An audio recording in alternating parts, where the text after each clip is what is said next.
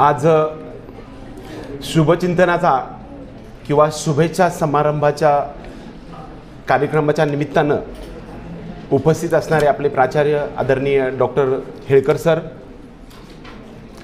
जसे तुम्ही सध्या गुरुला नतमस्तक झाला त्याच पद्धतीनं माझे गुरु पण माझ्या स्टेजवर आहेत. प्रत्येक क्षणाला कधी ज्यावेळेस मी मागे पडेल असं वाटतं त्यावेळेस प्रत्येक टप्प्यावरती अगदी आजच्या मितीपर्यंत गायडन्स करणारे आणि मी कधीही मागं पडू नये असं वाटणारे आदर्श गुरुवर्य, मला स्कॉलरशिपमध्ये महाराष्ट्रात 26वा नंबर मिळवून देणारे, गणित विषयामध्ये अगदी आउट ऑफ आउट मार्क मिळवून देणारे, मी त्यांच्याबद्दल विशेषण लावायला लागलो तर आजचा सगळा व्याख्यानाचा कार्यक्रम त्या विशेषणात जाईल.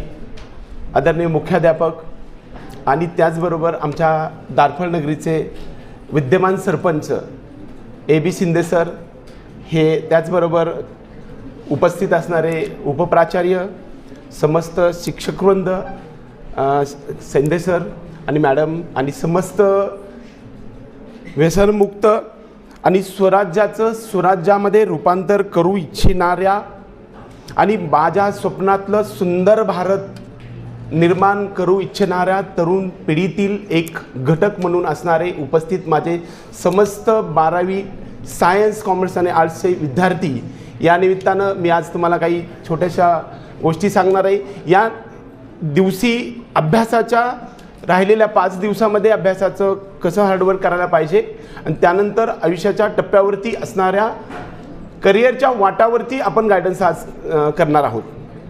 लक्षात ठेव एकच आता, लक्षात ठेव एकच आता, सोडून जाताना माझा गाव, कधी माझ्या उंबरट्यावर कोरले होते माझी शाळा, माझे महाविद्यालय, तुझेच नाव.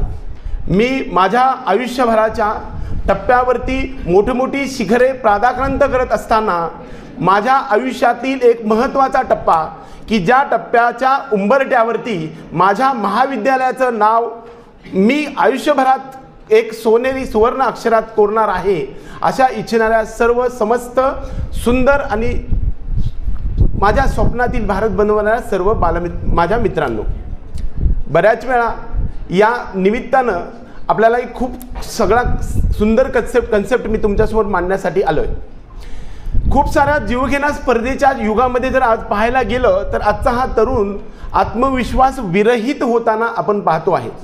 बऱ्याच वेळा एखादा विद्यार्थी माझ्याकडे येतो त्यावेळेस त्याला मी नाव विचारतो की बाबा तुझं नाव काय. त्यावेळेस 1 वेळा नाव विचारलं, 2 वेळा विचारल्यानंतर 3ऱ्या वेळेस आडेवेडे घेत माझं नाव राम आहे असं सांगतो. नंतर तू शिक्षण काय घेतोस बाळा, त्यावेळेस विचारल्यानंतर 2-3 वेळा नाही मी BAच करतो. बऱ्याच वेळा ज्या शिक्षणासाठी आपण संपूर्ण आयुष्य अर्पण करणार आहे, डिव्होट करणार आहे, त्याची व्हॅल्यू जर आपण स्वतःच कमी एवढी करत असेल आणि त्याच्याबद्दल आपल्याला कॉन्फिडन्स किंवा आत्मविश्वास नसेल तर 100% तुमच्याकडून आयुष्यभरामध्ये तुमच्याच अपेक्षा नाहीत असं मला वाटत असतं.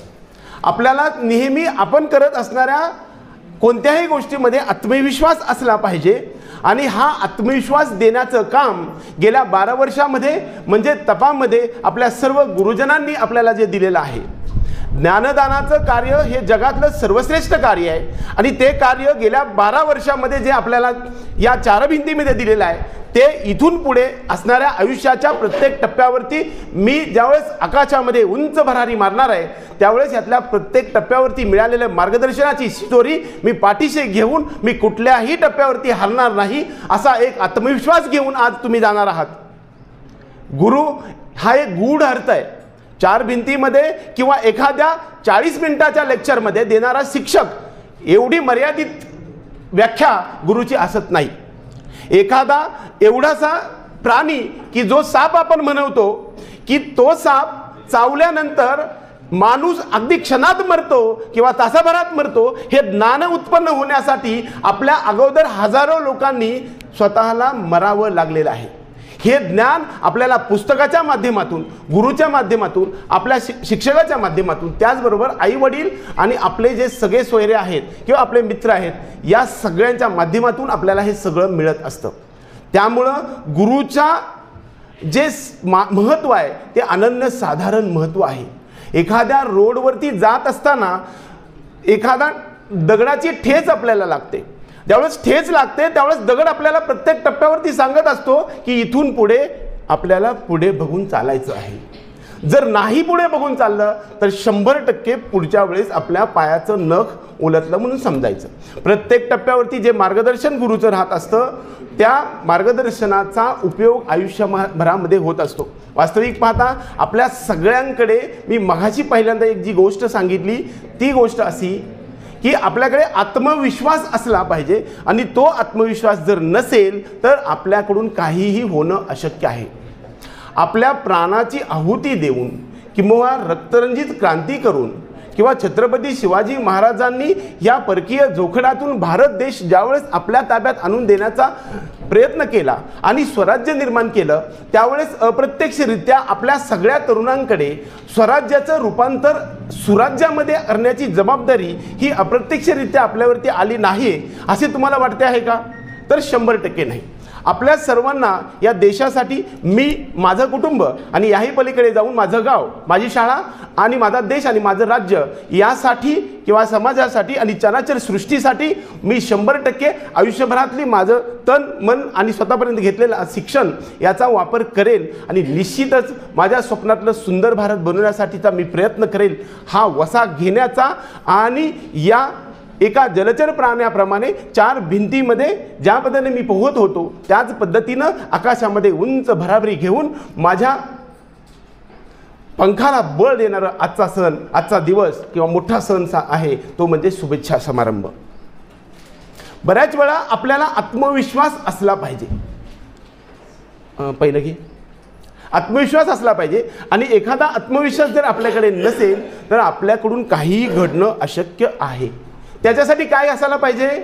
माइंडसेट पॉझिटिव्ह असला पाहिजे. तुमचा ॲटिट्यूड प्रत्येक टप्प्यावरती पॉझिटिव्ह असला पाहिजे.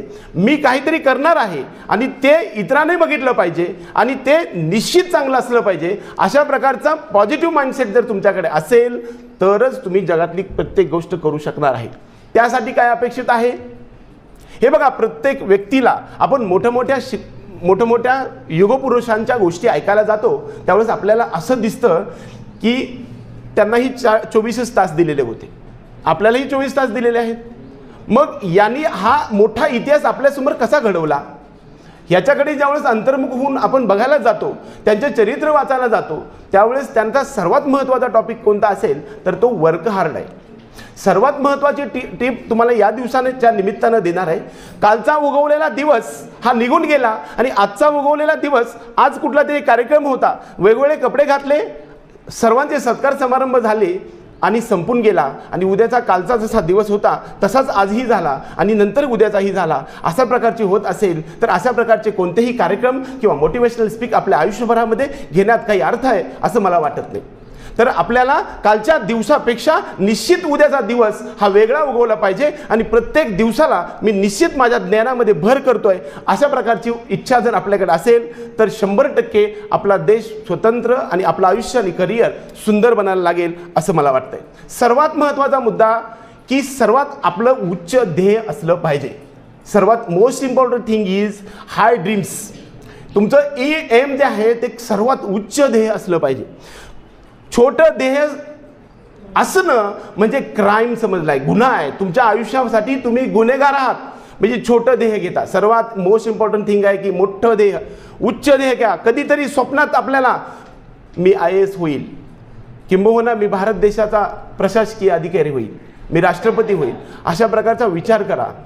कधीही कोणतीही फिजिकल ॲक्टिव्हिटी सुरू होत असताना त्याची सुरुवात पहिल्यांदा मनात होते आणि मनात झाल्यानंतर ती प्रक्रिया पूर्ण आपल्या मनामध्ये होते आणि मनामध्ये झालेली प्रक्रिया पूर्ण साकार करण्यासाठी आपलं शरीर, हात पाय आपले त्या दृष्टिकोनातून जातात आणि नंतर सक्सेस होत असतं. त्यामुळे कोणतीही प्रक्रिया आपल्या मनामध्ये पूर्ण झालं पाहिजे. ती पूर्ण होण्याची प्रक्रिया ही 100% आपल्या मनात त्याला टॅक्स नाही. म्हणजे मला पंतप्रधान व्हायचे आहे, मला देशातला आदर्श नागरिक बनवायचा आहे, अशा प्रकारचा मोठं उच्च ध्येय घेऊन आपण 100% आयुष्याच्या प्रत्येक टप्प्यावरती प्रयत्नाला गेला तर आपले शरीर आणि मन आणि आपले सर्व हातपाय त्या दृष्टिकोनातून प्रयत्न करतील आणि एक वेळेस आदर्श नागरिक ह्या भारत देशाचा होण्यास सुरुवात होऊ शकते. उच्च ध्येय ज्यावेळेस आपण म्हणायला जातो त्यावेळेस त्याची सुरुवात कधी होते? हार्ड वर्क पासून होते. मी प्रत्येक वेळी सांगतो की हार्ड वर्क, ड्रीम बिग. स्वप्न खूप मोठी बाळगा आणि इतकं मोठं हार्ड वर्क करा की ते हार्ड वर्क एका दिवसाभरामध्ये जास्तीत जास्त हार्ड वर्कचा जर सर्वात पीक पॉईंट किंवा अत्युच्च पॉईंट कोणता असेल तर 24 तास काम करणे. एका दिवसात 24 तास काम करणे किती जणांना शक्य आहे? 100% शक्य नाही आहे. आपल्याला त्याच्यामध्ये भरपूर गोष्टी करता येतात. आपल्याला झोपायचं आहे, त्याच्यामध्ये अभ्यास करायचा, खूप साऱ्या गोष्टी. 100% 24 तास काम करणे शक्य नाही. परंतु जरी समजा हार्डवर्कमध्ये सर्वात अत्युच्च पॉईंट कोणता असेल तर तो हार्डवर्क 24 तास एका दिवसात काम करणे सर्वात टॉपचा पॉईंट झाला. त्याच्या पुढं काय जाईल बघा? टाईम मल्टिप्लिकेशन, त्याला टाईम डुप्लिकेशन म्हणतो.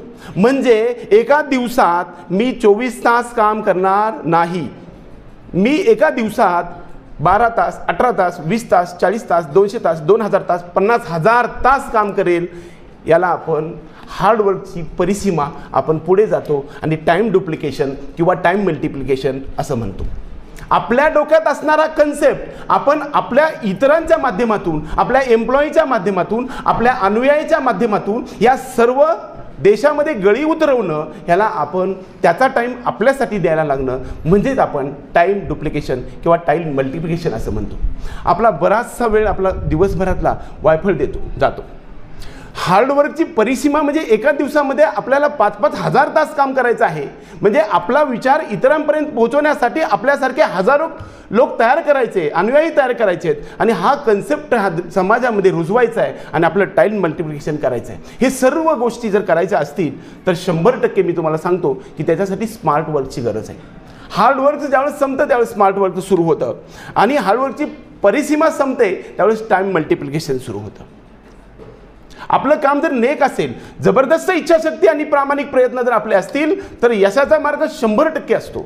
जुन्या काळी कुठल्या तरी कथामध्ये सांगितलं की वडाच्या झाडावरती असणारा एक पती खाली पडतो आणि तो मरतो आणि मेल्यानंतर त्या ठिकाणी यमराज येतात. यमराज त्या सत्यवानाचा प्राण घेऊन जातात. सावित्री पुढे येते आणि सांगते की तुला माझ्या पतीचा प्राण घेता येणार नाही. आजपर्यंत अशी कधी घटनाच झाली नाही. यमराज आले आणि प्राण घेऊन गेले. 1 किलोमीटर झाला, जा, मी तुझं ऐकू शकत नाही. असा नियमच नाही की एखादा माणूस गेल्यानंतर परत येणार नाही. 1 किलोमीटर झाला, पाठीमागे सावित्री. 10 किलोमीटर झाला, पाठीमागे सावित्री. 50 किलोमीटर झाला, पाठीमागे बघतो तर पाठीमागे सावित्री. 1,00,000 किलोमीटर प्रवास संपून बघितल्यानंतर रेड्यावरनं यमराजांना ज्यावेळेस मागं पाहतो तर पाठीमागे सावित्री. आपल्या यशासाठी आपण वेडं झालं पाहिजे, एवढं जिद्दी असलं पाहिजे की समोरचा माणूस हरण्याशिवाय समोरचा पर्यायच राहिला नाही पाहिजे. एवढं हट्टी असलं तरच आपल्याला यश मिळणार आहे. कारण कॉम्पिटिशनचं खूप मोठं जग आहे बाळांनो. या जगामध्ये एवढं हट्टी असलं पाहिजे की फक्त आणि फक्त मला यशच मिळणार आहे आणि त्याच्याबद्दलच मी प्रयत्न करेल. हा कन्सेप्ट असेल. ही फक्त गोष्ट आणि दंतकथेच्या माध्यमातून नसेल. खरंच सती सावित्रीचा जीव परत आला होता का? तर 100% आला होता. कारण अशा प्रकारचा हटवादी असणं, यशासाठी जिद्दी असणं, हट्टी असणं, हा गुण आपल्या सगळ्यामध्ये आला गेला पाहिजे. बऱ्याच वेळा नेक काम करायला गेला तर आपला कधीही पराजय करत नाही, आपला पराजय होत नाही आणि देवसुद्धा आपल्या पाठीशी 100% असतो. एक गोष्ट सांगतो, बऱ्याच वेळा काय होते, मोठी व्याख्यानं ऐकायचं म्हणलं की कंटाळा येतो, भूक लागलेली असते, झोप लागते. मी एक छोटीशी गोष्ट सांगतो. एका गावामध्ये काय होतं, एक नाम्या नावाचा एक नेक माणूस असतो. दिवसभर समाजासाठी काम करतो, स्वतःसाठी जगतो, मित्र खूप छान असतात, गावामध्ये खूप पॉप्युलर असतो. 25 वर्ष पूर्ण होतात. नाम्याला म्हणतात, अरे नाम्या तू काय काम करतोस, काही कामच करत नाही, तू काहीतरी करायला पाहिजे. एवढे हितचिंतकांची गर्दी असते. नाम्याला विचारतात, नामा तू काहीतरी काम करायला पाहिजे, तुझं लग्न करायला पाहिजे बाबा, आज 25 वर्ष झाली, मग काय करावं? नाही तू धंदा पाणी कर, नोकरी कर. नाही नोकरी तर काय मला लागत नाही, तू धंदा कर ना कोणता तरी.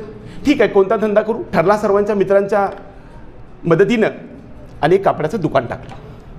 कापडाच्या दुकानामध्ये सर्व काही संसार मांडला. दुकान चालू झालं.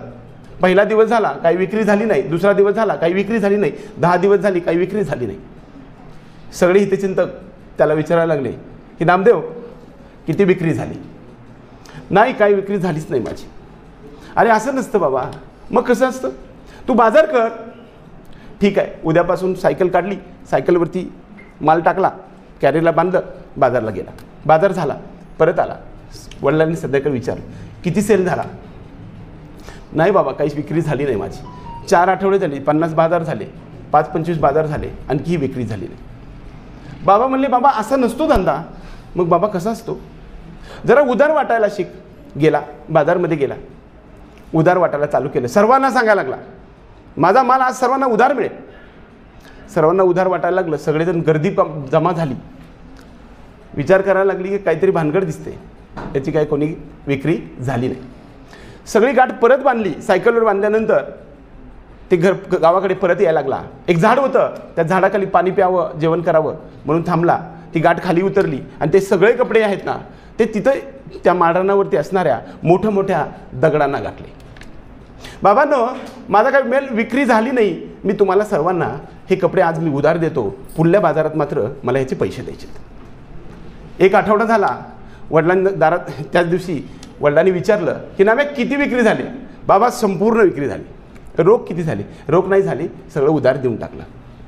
1 आठवडा झाला. पुढच्या आठवड्यात तू मागून घेऊन ये. नाम्या परत बाजारला जातो. सर्व दगडांना बोलतो, सांगतो की बाबांनो, माझा धंदा चौपट व्हायला लागला. तुम्ही 100% मला आज उधारी द्यावी लागेल. नाही दिली तर माझा धंदा संपूर्ण संपून जाईल. माझं सगळं भांडवल संपायला लागलं. दगड काही त्याला पैसे देत नाही. कुणाला कपडे घातले, कुणाला साडी घातली, कुणाला काय, सगळे मोठे दगड, 5-50 दगडांना सगळा माल उधार वाटून टाकला. 1 महिना झाला.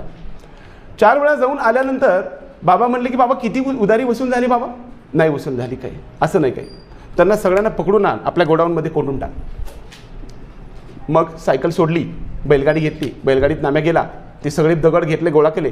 मोठे दगड होते, ते सर्व दगड बैलगाडीत टाकले आणि सगळे आपल्या गोडाऊनमध्ये आत भरले. लॉक केलं आणि त्याला मोठं कुलूप लावून वरती नाम्या आला. बाबा दारातच उभा. बाबा म्हणतायत काय नामदेव, झाली वसुली? नाही हो, वसुलीच झाली नाही. ते सगळ्या गोष्टी ना ते ना धरून आणलं मी, खाली गोडाऊनमध्ये कोंडून टाकलं सगळ्यांना. नामदेव आणि त्याचे बाबा ज्यावेळेस येत आहेत, दरवाजा उघडत आहेत. दरवाजा उघडल्यानंतर आत ज्या गोडाऊनमध्ये कोंडलेले सगळे मोठमोठाले दगड होते ते सर्वच्या सर्व सोन्याचे झालेले होते. तुम्ही प्रामाणिकपणे तुमचं काम करायला लागा. 100% यश कधी ना कधी तुमच्या पाठीशी आहे. प्रयत्नांती 100% परमेश्वर असतं. आणि या सगळ्या गोष्टी एकदा पराजय झाला, दुसऱ्यांदा पराजय झाला, आपण हारून जातो. कम्फर्ट झोनच्या बाहेर पडायला तयारी नाही. मी माझ्या कम्फर्टच्या पलीकडे जायचं नाही, मला ते शक्य नाही. आता पृथ्वीवर राहिलं नाही काय. शिवाजी महाराजांच्या काळामध्ये वेगळं होतं, त्यांना इतिहास घडवण्याची शक्ती होती, त्यावेळेस संधी होती. आता माझ्याकडे काहीच नाही. अशा प्रकारचा आपण कधीतरी निगेटिव्ह विचार करतो. पॉझिटिव्ह माइंडसेट ठेवा. प्रत्येक क्षणाला, प्रत्येक मिनिटाला आपल्याकडे आपल्या देशासाठी, समाजासाठी 100% काहीतरी करण्यासाठी वेळ येत असते. आपल्या कम्फर्ट झोनच्या बाहेर पडला पाहिजे. म्हणजे मला सुरक्षित राहिलं नाही पाहिजे. मी सुरक्षित जर असलो तर मी इतिहास घडवू शकणार नाही. आणि त्या या कम्फर्ट झोनच्या बाहेर मी ज्यावेळेस जाईल त्यावेळेस माझ्यासोबत काय असेल तर तो माझा आत्मविश्वास असेल किंवा सेल्फ कॉन्फिडन्स असेल. बऱ्याच वेळा पॉवर ऑफ नेटवर्क ही गोष्ट सांगणार आहे. एका महान तत्ववेत्याला विचारलं की माझा मुलगा कसा आहे हे कसं शोधावं. तुमच्या मुलाच्या 4 मित्रांचे किंवा मैत्रिणींचे मला नंबर द्या, मी त्याला भेटून येतो की तुमचा मुलगा कसा आहे ते मी सांगतो. आपली संगत कोणती आहे ही सर्वात महत्त्वाची आहे.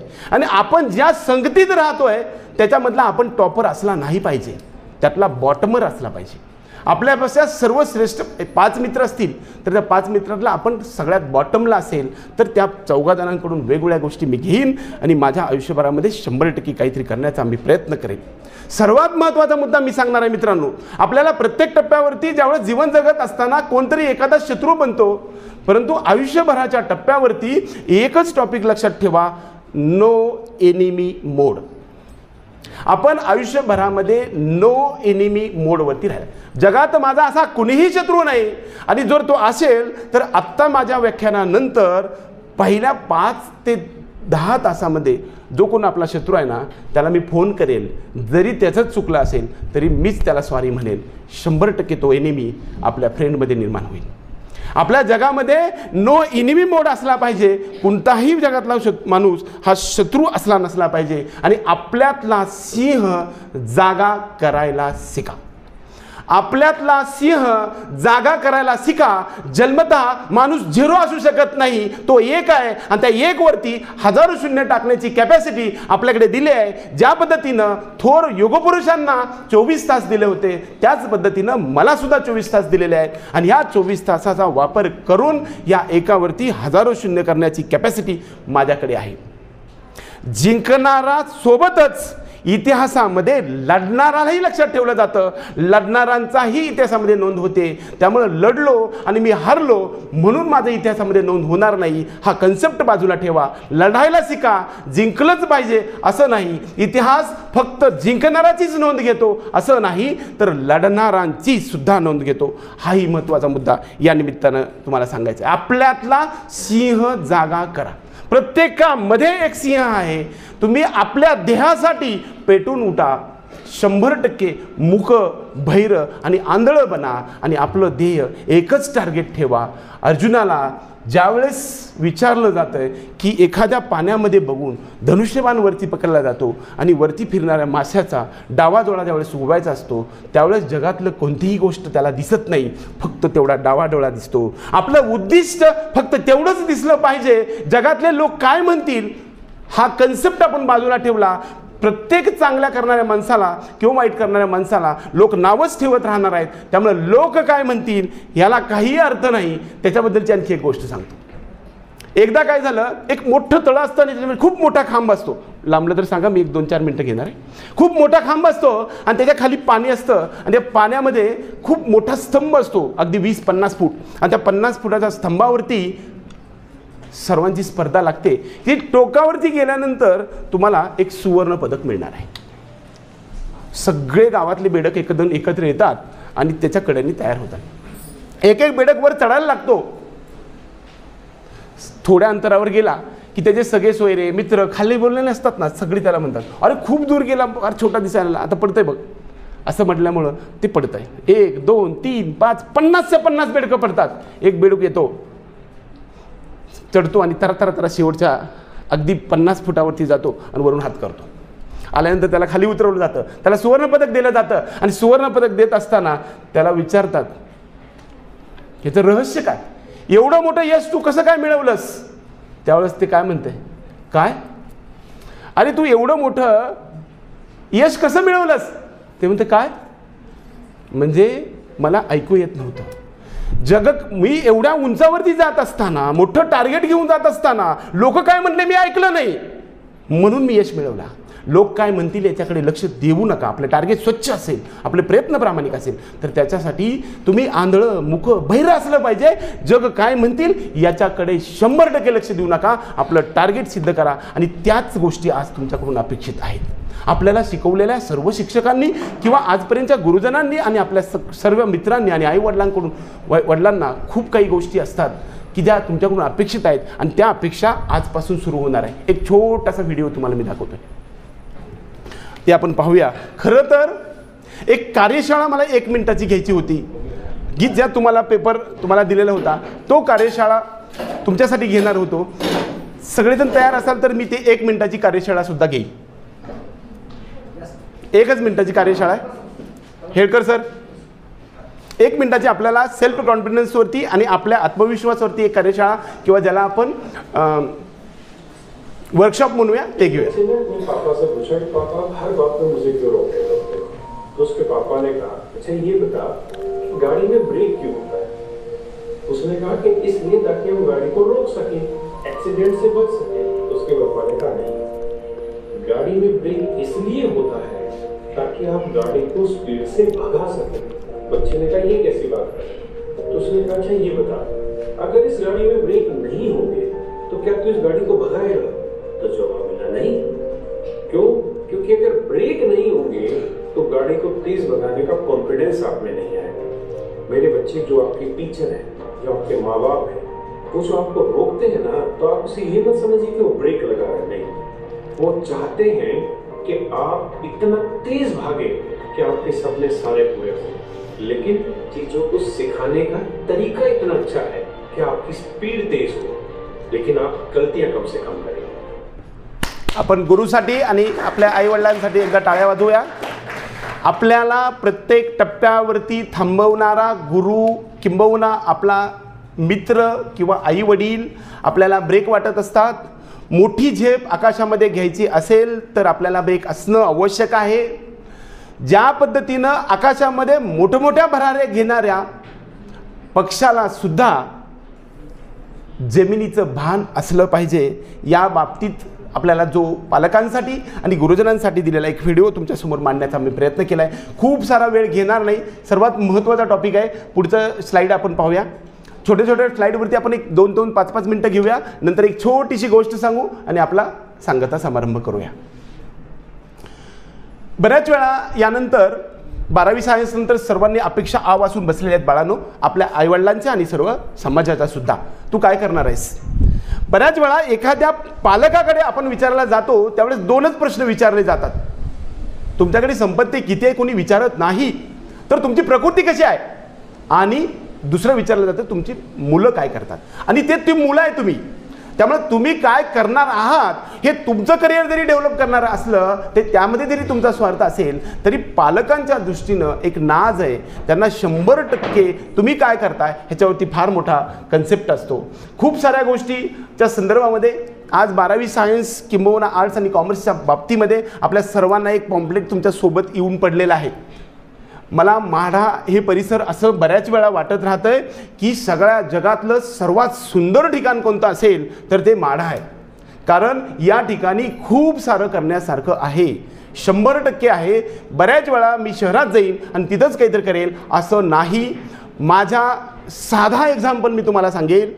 आपल्या यूट्यूबच्या माध्यमातून आपल्या एक करिअर मेकिंग गायडन्सच्या नावानं आपलं एक बुक आहे। मी करिअर मेकिंग गायडन्सच्या माध्यमातून आजपर्यंत जवळपास 4200 पेक्षा जास्त MBBSला ॲडमिशन्स करून दिलेले आहेत। संपूर्ण महाराष्ट्रामधील माढा हे नाव आज यूट्यूबच्या नीट गायडन्सच्या बाबतीमध्ये सुवर्ण अक्षरात आहे। सर्व विद्यार्थी 12वीच्या सर्व विद्यार्थी आणि पालकांना आत्ता असणाऱ्या ह्या 100 आणि इतर असणाऱ्या त्यांच्या सर्व मित्रांना करिअर मेकिंग गायडन्स नावाचा यूट्यूब माझा चॅनल आहे ते तुम्ही सबस्क्राईब करा। 100% तुम्हाला आयुष्याच्या प्रत्येक टप्प्यावरती मोटिवेशन किंबहुना आपल्या करिअरच्या वाटेच्या संदर्भामध्ये आपल्याला गायडन्स ही सिरीज प्रत्येक दिवसाला मिळेल, ते तुम्ही करायला हरकत नाही। दुसरा महत्त्वाचा मुद्दा, सर्वांकडे जर पेन असेल, मी पेपर तर तुम्हाला दिलाच आहे की जो पेपर हितच टाकून देण्यापेक्षा त्याच्यावरती आपल्या आयुष्यातला सर्वात महत्त्वाचा टॉपिक मी 1 मिनिटाचा कार्यशाळेतून घेणार आहे। तर सर्वांकडे पेन आहेत का? हात वर करा त्यांच्याकडे पेन आहेत त्यांना, नाहीतर घेता येणार नाही आपल्याला, कारण आपल्याला त्याच्यावरती लिहायचं आहे। कारण कोरे पेपर मी वाटणार होतो पण तेवढा वेळ मिळाला नाही। आता मी जे पॉम्पलेट दिले त्याच्या मागे कोरा पेज आहे, पण त्याच्यावरती जर आपण लिहू शकत असाल तर सर्वांकडे पेन मिळत असेल तर आपण त्या गोष्टी पुढे बघू, तरच ती कार्यशाळा घेऊ, नाहीतर घेता येणार नाही। आपली कॅपॅसिटी किती आहे ही आपल्यालाच माहीत नसते। मी ज्यावेळेस सरांचा विद्यार्थी होतो त्यावेळेस मला वाटायचं की मी कुठंतरी 4 बुकं शिकू आणि शिक्षक बनावं। 2000-3000 त्यावेळेस पगार हायेस्ट होती, परंतु स्वप्न आपल्या त्याच्याही पलीकडे जातं। ज्या वेळेस महत्त्वाचा टॉपिक आपण बघायला जातो, आज जीवघेणी स्पर्धाच्या माध्यमातून आपण ज्यावेळेस बघतो त्यावेळेस आपल्याला असं वाटतं की मला 100% आता नोकरी मिळत नाही, धंदासुद्धा करण्यासारखं काही राहिलेलं नाही असं आपल्याला जर वाटत असेल तर ते 100% चूक आहे। खूप साऱ्या संधी उपलब्ध आहेत की जगाच्या पाठीवर आणखीही काही इतिहास घडायचे राहिलेत आणि ते सगळे इतिहासाची अपेक्षा मला तुमच्या ह्या 100 लोकांकडून पुढील 1 वर्षभरामध्ये आहेत, एवढंच मी या निमित्ताने सांगतो। बऱ्याच वेळा एक सर्वात शेवटचा आणि महत्त्वाचा टॉपिक की जो आपल्यातला सिंह जागा करण्याचा आहे त्याची गोष्ट मी तुम्हाला सांगेन आणि आपल्या या व्याख्यानाचा शेवट करूया। मला माहीत आहे की तुम्हाला अभ्यास करायचा आहे। आता 5 दिवसानंतर पेपर होणार आहे। पेपरच्या ज्यांनी अभ्यास केलेला आहे सुंदररित्या त्यांना 100% यश मिळणार आहे। पॉझिटिव्ह माइंडसेटनं जावा। मी प्रत्येक प्रश्नाला फेस करताना, जसं युद्धामध्ये आपल्याला युद्धाची कन्सेप्टच मुळी बऱ्याच वेळा चुकीची वाटते, कारण आपण नाटकातले युद्ध बघितलेत. खरे युद्ध जे असतात ना, त्यावेळेस समोरचा माणूस तलवार घेऊन यायचा, तो मारण्यासाठी येत होता, आपल्या तलवारीवर तलवार मारण्यासाठी येत नव्हता. आपण नाटकातले युद्ध पाहतो, आपल्याला वाटते हसत हसत तलवारी ढालीवर मारायचं, संपला विषय. तर जर त्या प्रत्येक प्रश्नाला फेस करायला गेला, जर त्या प्रश्नावरती आपण विजय नाही मिळाला, तर तो आपल्यावर विजय मिळेल आणि आपल्याला शून्याकडे घेऊन जाईल. त्यामुळं आपल्याला प्रत्येक प्रश्नाकडे फेस करत असताना 100% त्याच्यावरती विजय मिळवायचा आहे आणि आपल्यातले सर्वजण मॅक्झिमम 90% वरती जातील, अशाच आशावाद आपण या निमित्तानं आपल्यासमोर बाळगूया, अशीच अपेक्षा ठेवतो.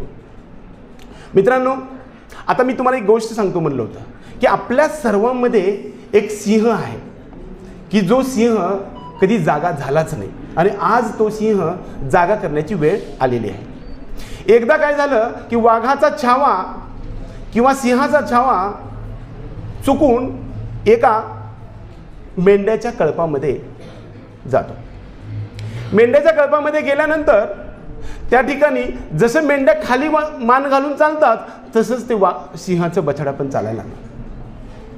जसं गवत खायच्या मेंढ्या तसंच गवत पण खायला लागलं. असे दिसावाशी बाळ मोठं होत चाललं. एक दिवस एक सिंह आपल्याला हे पाहतो की आपलं जे छावा आहे, आपलं जे बाळ आहे, ते हा मेंढ्याच्या कळपामध्ये बे करत फिरत आहे. त्याला त्याच्यातला सिंह जागा होताना दिसत नाही आणि मेंढ्यासारखं मान खाली घालून गवत खात आहे. हे ज्यावेळेस त्याच्या लक्षात येतं, त्यावेळेस तो पोक्त असणारा सिंह त्या छावापाशी जातो, छावाच्या जवळ जातो आणि त्याला सांगतो की बाबा, तू मेंढी नाही, तुला मान घालून जगायचं नाही, तर तू छावा आहे, ह्या जंगलाचा राजा आहेस तू आणि राजाचा बच्चा आहे, तर तुझ्यामधला सिंह जागा झाला पाहिजे, असं समजवण्याचा प्रयत्न करतो. 1 2 3 4 तास समजावून सांगितल्यानंतर लक्षात येतं की मी जन्मल्यापासून माझ्या शेजारी असणाऱ्या हा सर्वात मेंढ्याच्या कळपामध्ये मी राहतोय. हे सगळे मेंढे माझे हितचिंतक आहेत, ह्यांचं मला खरं नाही आणि आजकाल परवा भेटलेला माणूस मला काहीतरी सांगतो आणि मला म्हणतो की तू मेंढी नाहीस, हे खोटं आहे. तो आणखी मिस घेऊन जातो आणि तो स्वतःतला सिंह जागा करायला तयार होत नाही. असंच करत असताना डरकाळी फोडतो.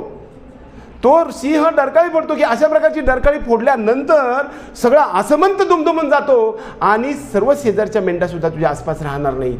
ते बघ, तू प्रयत्न कर तुझ्यातला सिंह जागा करण्याचा, पण ते लक्षात येत नाही. एकदा तो पाणी प्यायला जातो आणि पाणी प्यायला गेल्यानंतर स्वतःचं प्रतिबिंब त्या ज्यावेळेस पाण्यामध्ये पाहतो, त्यावेळेस त्याला वाटतं की आपल्याला जो समजावून सांगणारा व्यक्ती होता, तो हे कोणतरी आत पाण्यात बसलाय.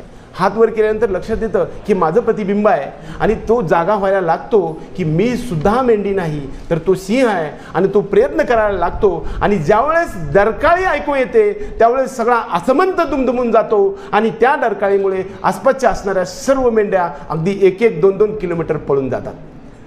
तुमच्यामध्ये असणारा सिंह कधीतरी जागा व्हायला पाहिजे आणि ती जागा होण्याची वेळ आजपर्यंत सुप्तावस्थेत असणाऱ्या मेंढ्याचं सोंग करून घेणाऱ्या आपल्या सर्वांना आज मी जागा करण्यासाठी आलोय. तुमच्यातला सिंह जागा करा. 100% तुम्ही या जगावरती विजय मिळवणार आहात. ज्या पद्धतीनं एखादी गोष्ट, एखादा सिंह, ह्या सिंहाच्या गुणाबद्दल जर आपण बघायला गेलं तर सिंहाचे फोटो आपण बऱ्याच वेळा पाहतो. आपल्या सर्वांना एक प्रश्न विचारतो की सिंह कधीही प्रचाराला आला नाही, त्याच्या आसपास कोण माणूस पण नाही, त्यानं कधी प्रेम केलं नाही, निवडणुकीला कधी उभा राहिला नाही. 1000 वर्षापासून हा सिंह जो आहे तो जंगलाचा राजा म्हणून आपल्याला सांगितला जातो. त्यानं कधी प्रचार पण केला नाही, तो आपल्याला कधी भेटायला पण आला नाही. कशामुळे तो जंगलाचा राजा, ह्याचं उत्तर सांगता येईल आपल्याला? जंगलामध्ये असे कितीतरी प्राणी आहेत की ते शक्तीने मोठे आहेत, पळण्यासाठी सुद्धा खूप दूर असणारे, चतुर असणारे, हुशार असणारे, झाडावरती चढणारे, सतत क्रियाशील असणारे, वेगवेगळे गुण असणारे, मोठमोठी विष असणारे, असे या जंगलामध्ये प्राणी असताना सुद्धा गेल्या हजारो वर्षापासून ज्याला आपण घाबरतोय, ज्याच्यावरती कधीही प्रेम केलं नाही, ज्यानं कधीही प्रचार केला नाही, मला वनराज म्हणून सांगा म्हणून त्यांनी कधी यंत्रणा पाठवली नाही, निवडणुकीला कधी उभा राहिला नाही, तरीही तो जंगलाचा राजा का आहे याचा अर्थ जर उत्तर शोधायचा आपण कधी बघायला प्रयत्न केला तर बघा, तुम्ही सिंह कधी तर पाहिला तर तो पळताना जास्त दिसणार नाही. कधी तर त्याचे फोटो पाहिले तर झोपलेलाच बघतो, आळसातच पाहतो, जांभळीच देताना पाहतो. परंतु त्याच्याकडे एक गुण आहे, फक्त एकाच गुणाच्या आधारावरती तो जंगलाचा राजा गेल्या हजारो वर्षापासून आहे आणि पुढे सुद्धा राहणार आहे, ते म्हणजे धाडस आणि साहस. हे साहस जर त्यानं केलं तर समोर असणारं मोठं जरी समजा एखादं स्वापद असेल तर ते पळायला लागतं, त्याची चाल बिघडते आणि 100% सिंह त्याच्यावरती झडप टाकतो आणि तो त्याच्यावरती विजय मिळवतो. आणि म्हणून जंगलाचा राजा फक्त एका गुणावरती तो जंगलाचा राजा गेल्या हजारो वर्षापासून राज्य करतो आहे. आपल्याकडे सुद्धा 100% एक गुण असा देवाने टाकलेला आहे आणि तो आपण ओळखायला शिका, त्याचा प्रयत्न करायला घ्या. बऱ्याच वेळा खूप हुशार असलं पाहिजे, वर्गामध्ये 100 पैकी 100 मार्क्स मिळाले पाहिजे, माझा प्रत्येक गोष्टीमध्ये पहिला नंबर आला पाहिजे, एवढंच कन्सेप्ट नाही तर माझ्याकडे असणारा एखादा सुप्त गुण मी शोधेल आणि त्याचा मी प्रयत्न करेन आणि ते सगळ्याच्या समोर मांडण्याचा प्रयत्न करेन आणि तो जगाच्या पाठीवरती दुसऱ्यांसाठी उपयोगासाठी येईल. अशा प्रकारचा कन्सेप्ट घेऊन आपण गेला तर जगामध्ये निश्चित एक स्वतःचं सुंदर असं विश्व तयार करण्याचा आपण प्रयत्न करूया. बऱ्याच वेळा आपल्यासमोर मी एक पॉम्पलेट दिलेलं आहे. 12वी सायन्स, आर्ट्स, कॉमर्स या तिन्ही विषयामध्ये कंप्लिशन झाल्यानंतर आपल्या माढ्यामध्ये स्वामी विवेकानंद नर्सिंग कॉलेज नावानं JNMचं कॉलेज आपण स्थापन केलेलं आहे. गेल्या वर्षी फाउंडेशन 2024 आहे. 40ची बॅच आहे. 40च्या बॅच 100% भरल्या गेल्या वर्षी. आत्ता याचं ॲडमिशन सुरू आहे. तुमच्या गेल्या वर्षीच्या पाठीमागच्या गॅप सर्टिफिकेट असेल तर 100% सर्व म्हणजे महाराष्ट्र सरकारच्या सर्व सुविधा आपल्याकडे उपलब्ध आहेत. 100% स्कॉलरशिप मुलींना मिळते. SC आणि STला मुलांनासुद्धा 100% स्कॉलरशिप मिळणार आहे आणि सर्व कॅटेगरीतल्या 2.5 लाखापेक्षा कमी उत्पन्न असणाऱ्या ओपन कॅटेगरीतल्या मुलींनासुद्धा मोफत शिक्षण आहे. नॉट सिंगल रुपया भरूनसुद्धा घ्यायची गरज नाही. अशा प्रकारचं कॉलेज आपल्या माढ्यामध्ये माझ्या हॉस्पिटलमध्ये चालू झालेलं आहे. त्याच्या संदर्भातली पायाभरणी अगदी स्वामी विवेकानंद जयंती 12 जानेवारी रोजी झालेली आहे. मोठ्या वास्तूमध्ये त्याचं रूपांतर होईल. आपल्या सर्व मित्रांना या निमित्तानं एक सर्वात महत्त्वाचा टॉपिक सांगेल की आपलं हे पॉम्पलेट आहे, तुम्ही मित्रांना पाठवा. 100% तुमचं ॲडमिशन करूया. जीवनातील एक मार्ग ज्यांना नर्सिंगमध्ये करिअर करायचं आहे त्यांच्यासाठी आहे. GNM केल्यानंतर पोस्ट बेसिक BSc नर्सिंग पण करता येऊ शकतं. 12वी सायन्स नंतर BSc nursing, MBBS, BMS, BUMS, BHMS, BDS आणि या संदर्भातल्या physiotherapy, audiotherapy, speech therapy, occupational therapy अशा प्रकारचे वेगवेगळे B ग्रुपचे, त्याचबरोबर NIT, IIT, त्याचबरोबर IIIT, I2IT अशा प्रकारचे सर्व इंजिनिअरिंग, मेडिकल, ऑटोनॉमस युनिव्हर्सिटी ह्या सर्व गोष्टी, D.Pharm, B.Pharm, BSc ॲग्री ह्या सर्व गोष्टीवरती मला खूप साऱ्या गोष्टी बोलता येऊ शकतात. परंतु मला त्या गोष्टी या निमित्तानं आज तुम्हाला मांडायचं नाही. तुम्ही सगळेजण जागा व्हा. येणाऱ्या 11 तारखेला जी परीक्षा होणार आहे त्या परीक्षेमध्ये 100% तुमचं बेस्ट ऑफ द बेस्ट मांडण्याचा प्रयत्न करा. तुम्ही यशस्वी व्हा आणि पुन्हा येऊन आमच्या ह्या शाळेसाठी भेटा आणि ह्या गुरुजनांनी जे मला मार्गदर्शन केलं आहे त्या मार्गदर्शनाची परिणिती म्हणून पुन्हा भेटायला या आणि मोठी शिखरे पादाक्रांत परत असताना अंतर्मुख होऊन पहा आणि माझ्या शाळेकडे लक्ष द्या आणि 100% ही जी पायाभरणी आहे ती आजपासून सुरू होऊया. अशाच मोठा आशावाद आपल्या मनात आणि तुमच्या सर्वांच्या आयुष्यभरामध्ये पेरून मी आजचं 2 शब्द संपवतो. जय हिंद, जय महाराष्ट्र.